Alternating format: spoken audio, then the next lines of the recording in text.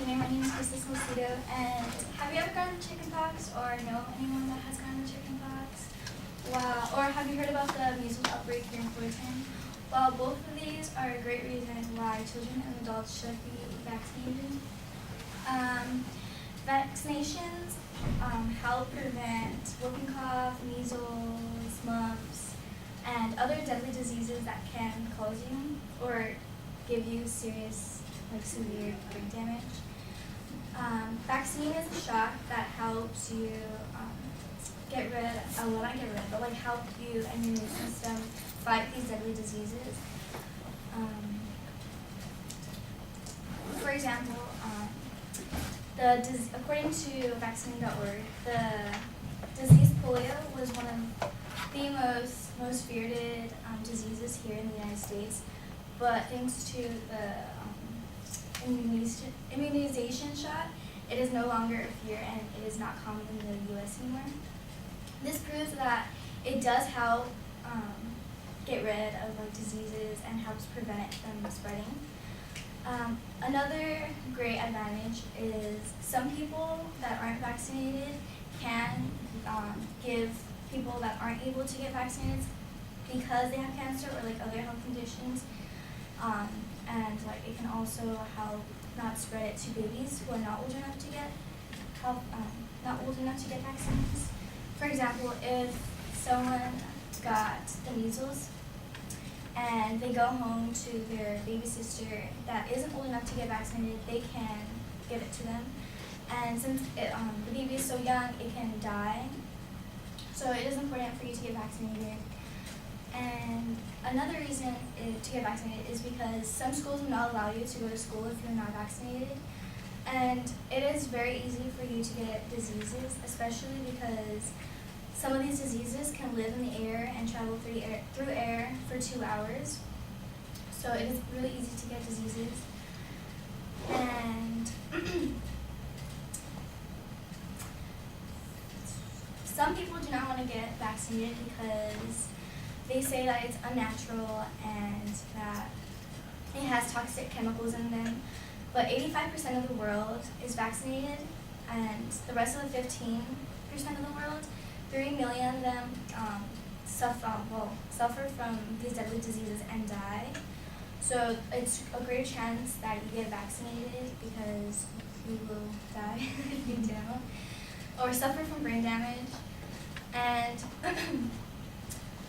another reason why people do not want to get vaccinated is because there is a myth that says that vaccinations lead to autism, but that is actually a myth, and the doctor that came up with that actually got their license revoked.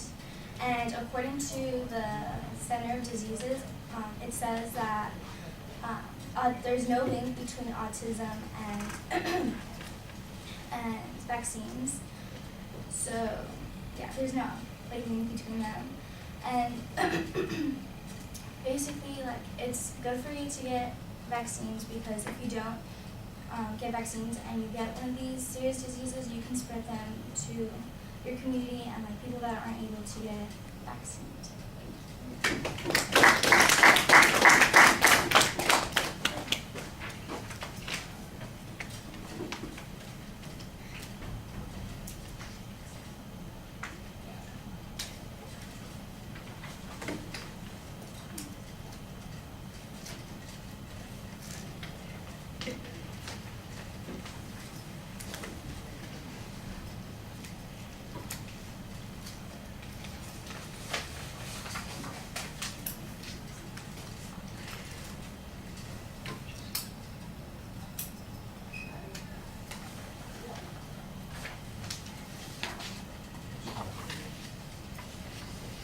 So Manuel, what did you think?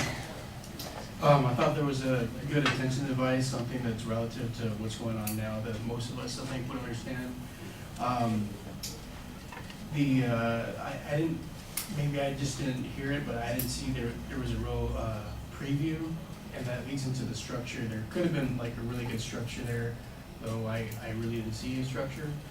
But with transitions and stuff like that, which you could have done really well, but that was just a missed opportunity.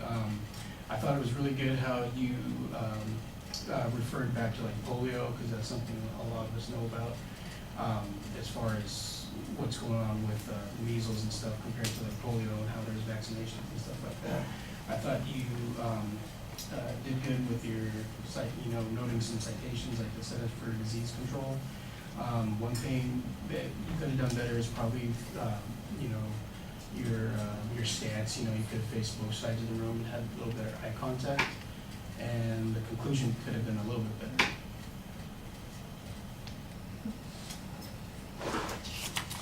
All right.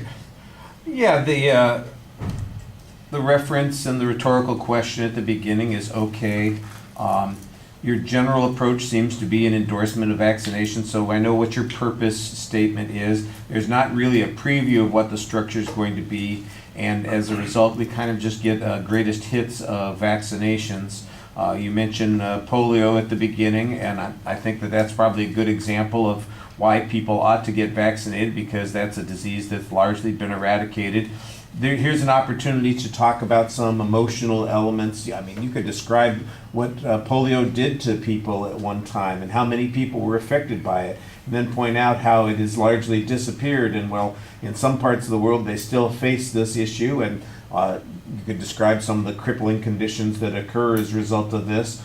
You can point out that it's largely absent in a culture that has widespread polio vaccination like the United States. You mentioned chickenpox and measles, for instance, and you've got hypothetical examples of children who maybe get exposed because their family members are exposed someplace else, and then they bring it home, and then the infant dies. And this is a hypothetical that you're talking about here. And again, this is one of those places where if you were describing what was going on in California right now with whooping cough, or with the deaths of people in, let's say, a religious community from measles, a religious community that has refrained from vaccinating for some objection that they have to the components of the vaccines, that kind of thing. And then you could talk about the 3 kids in a particular church who died as a result of having measles, a disease that has largely been eradicated, and mostly they would have been protected from had they not done this. And something, like I said, there just needs to be, I think, a lot more emotional component to it. As it is, it feels a little bit thin. The school vaccination issue, you need to talk about how people could be exposed in the school environment. The concept of herd immunity is not really discussed here, and I think that that's one of those things that is the big justification for doing this, to protect everybody in the schools. You don't really have a discussion of what happens to people in, why aren't they vaccinated? I thought they were required to be vaccinated, that sort of thing. There are exemptions that are provided, although California has largely eliminated those exemptions. You might be talking about the difference between schools that have exemptions and those that don't. You do have a statistic that talks about how a percentage of the population of the world is not vaccinated, and there are 3 million people who die of these diseases each year. That's again a place where I think you could provide some details, build up some emotional component to your argument, and sell us on this idea a little bit as well. You mentioned the autism issue as a potential reason why people don't get vaccinations. You don't give us much context. There's not a history of this.